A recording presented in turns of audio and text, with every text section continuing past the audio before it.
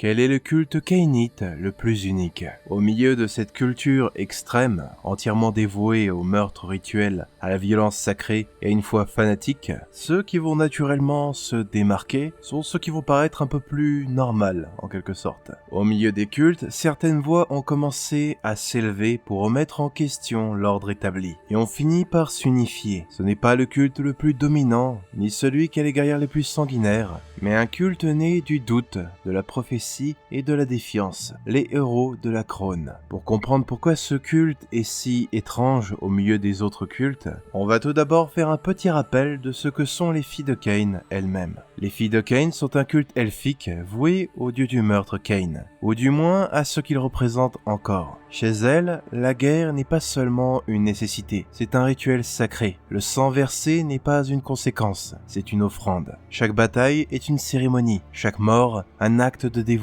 Leur société est fondée sur la hiérarchie religieuse. Le sacrifice est une foi absolue qui ne tolère ni faiblesse, ni remise en question. Mais le statu quo a fini par changer, avec l'ascension de Morathi en tant que déesse remplaçant Cain. Mais elle était initialement simplement l'oracle de Cain. Pendant des siècles, elle a tissé des plans complexes afin de manipuler ses alliés et trahir ses ennemis. Elle a toujours été une grande stratège et manipulatrice. C'est une survivante qui était prête à tout pour retenir ce qu'elle considérait comme son dû, la divinité. Pour l'atteindre, elle s'est même risquée à jouer avec les dieux eux-mêmes. Rien n'était laissé au hasard. Chaque alliance, chaque trahison, chaque sacrifice faisait partie de son projet pour atteindre son but. Ses machinations ont atteint leur apogée lorsqu'elle a mis en œuvre un rituel d'une ampleur terrifiante, en ouvrant un passage vers le ventre de Slaanesh, le prince des excès, celui-là même qui avait dévoré les anciennes divinités des elfes. À l'intérieur, elle a attiré à elle les âmes d'anciens rois et héros elfiques, mais au lieu de les sauver, elle les a dévorés. Et c'est cet acte barbare qui a marqué son ascension et a fait d'elle une déesse. Mais cette transformation n'a pas été totalement parfaite. Lors du processus, son être a été fragmenté en deux entités distinctes. D'un côté, une forme divine, envoûtante et terrifiante, qui s'est autoproclamée Morathi Cain. De l'autre, une créature monstrueuse, nommée la Reine des Ombres, incarnant toute sa haine, sa cruauté et sa nature plus sombre. À partir de là, le dogme de Cain a été sévèrement changé. Morathi Cain a proclamé qu'elle était la réincarnation de Cain, le dieu à la main sanglante, qu'elle était son retour, sa volonté incarnée. Au début, ce changement semblait avoir été accepté, ou du moins toléré. Les filles de Cain sont un peuple profondément religieux, habitué à l'obéissance et à la hiérarchie. Certains ont vu dans l'ascension de Morathi une bénédiction, une preuve de leur supériorité et de la faveur divine de Cain. Mais cette version n'a pas parlé à tout le monde. Certaines prêtresses commencent à remarquer des incohérences. Les textes sacrés changent pour mieux correspondre au nouvel ordre de Morathi. Des représentations de Cain disparaissent, remplacées par d'autres à son image. Les anciennes traditions auxquelles les Cainites sont attachés sont altérées, parfois discrètement, parfois de manière plus brutale. Le doute a commencé à s'installer. Seulement dans une société comme celle des filles de Cain, le doute est un crime qui n'a qu'une seule sentence. Celles qui osent remettre en question la nouvelle doctrine sont traquées, réduites au silence ou exécutées. Les reines matriarches qui osent défier Morathi publiquement ont un châtiment plus créatif, comme être démembrées par des statues sacrées, à l'image de Morathi bien sûr, pour que le message soit compris. Mais tous les opposantes n'ont pas été exterminées. Certaines ont survécu en silence. Elles ont appris à se cacher, à dissimuler leurs pensées et à se réunir en secret. Le doute n'a pas pu disparaître complètement. Il s'est transformé. Il est devenu plus discret, plus dangereux. Même parmi les fidèles les plus zélés, la foi peut commencer à vaciller. C'est dans ce climat de suspicion, de répression et de foi fracturée que quelque chose de nouveau a émergé. Un culte qui ne se contente pas de douter, mais qui prétend pouvoir voir la vérité. Dans ces fissures, dans ces murmures étouffés et ces vérités interdites, un nouveau courant a commencé à prendre forme, ceux qu'on appelle les héros de la Crone. Contrairement aux autres factions cainites,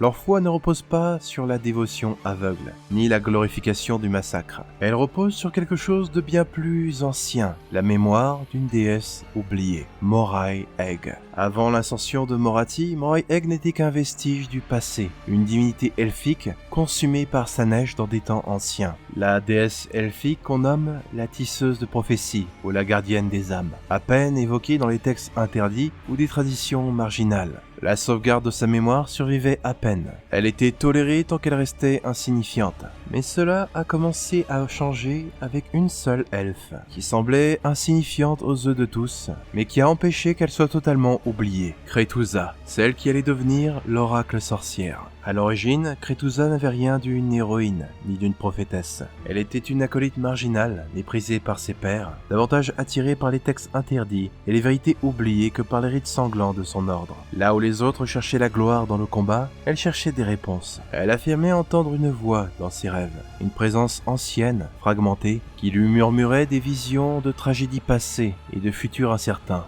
Et cette voix était celle de Moray Egg. Pour ce qui semblait être des délires, elle fut ridiculisée, battue et rejetée par les siennes. Mais elle ne renonça pas pour autant. Sa quête de savoir la mena finalement à un temple oublié, perdu dans les ombres d'Ulgu, où reposait un artefact aussi sacré que terrifiant, le diadème de Moray Egg. Un cercle de métal hérissé de pointes, conçu pour crever les yeux de celle qui oserait le porter. Et pourtant, Kretusa l'a fait, car selon la voie qui la guidait, il fallait abandonner la vision du monde physique pour accéder à une vérité plus profonde. Elle posa le diadème sur sa tête et éprouva une douleur indescriptible. Naturellement, elle perdit la vue, mais ensuite, initialement rien ne se produisit. Aucune révélation, aucun miracle. La voix disparut aussitôt. Et Kretusa, désormais aveugle et brisée, fut abandonnée à son sort, considérée comme un exemple vivant de ce qu'il en coûte de s'écarter du dogme. Pendant des années, elle sombra dans l'oubli et le désespoir, jusqu'au jour où Morathi devint une déesse. Lorsqu'elle ouvrit le ventre de sa neige pour s'approprier le pouvoir divin qui sommeillait en son ventre,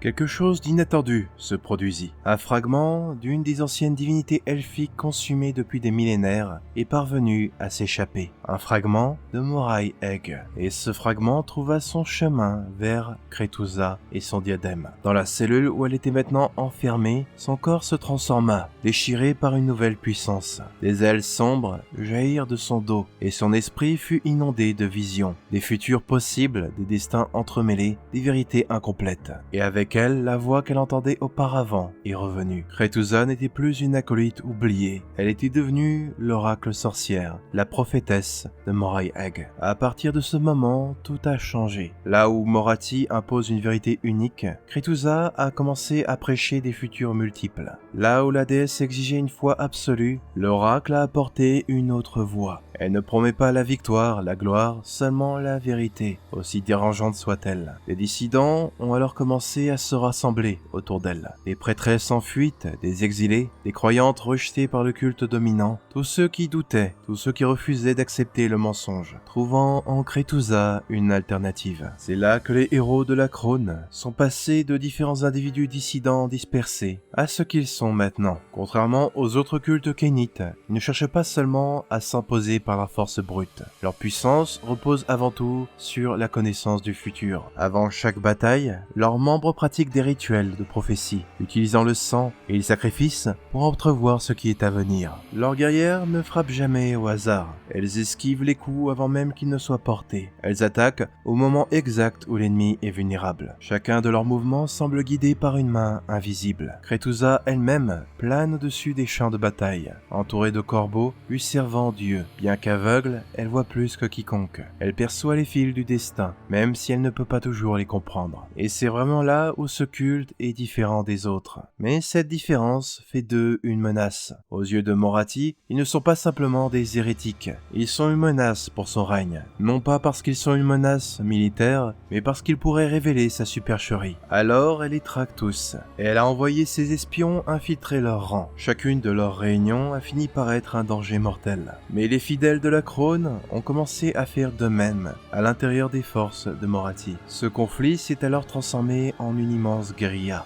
Avec le temps et beaucoup de morts des deux côtés, le conflit a cela dit fini par se calmer. Morathi, voyant ce qui était en train de se produire, a décidé d'utiliser une autre approche. Elle a fini par voir que Kretusa ne pouvait pas simplement être détruite, car la réputation de l'oracle sorcière avait commencé à s'élever. Elle était devenue trop importante, trop visible. mais elles pouvaient avoir une utilité. Avec le temps, une forme d'équilibre étrange a commencé à se dessiner. Les héros de la Crone ne disparaissaient pas, mais ils ne renverseraient pas non plus les cultes de Morathi. La déesse a décidé de continuer de les surveiller, de les contenir, mais ne cherche plus à les anéantir complètement. Un accord tacite a commencé à émerger, une coexistence fragile. Kretusa, de son côté, a commencé à renforcer les liens de son culte, avec notamment les cités de Sigmar, qui commencent à faire plus confiance aux fidèles de Moray Egg qu'aux fidèles de Kain, surtout depuis que Morathi a pris la cité d'Anvilgard.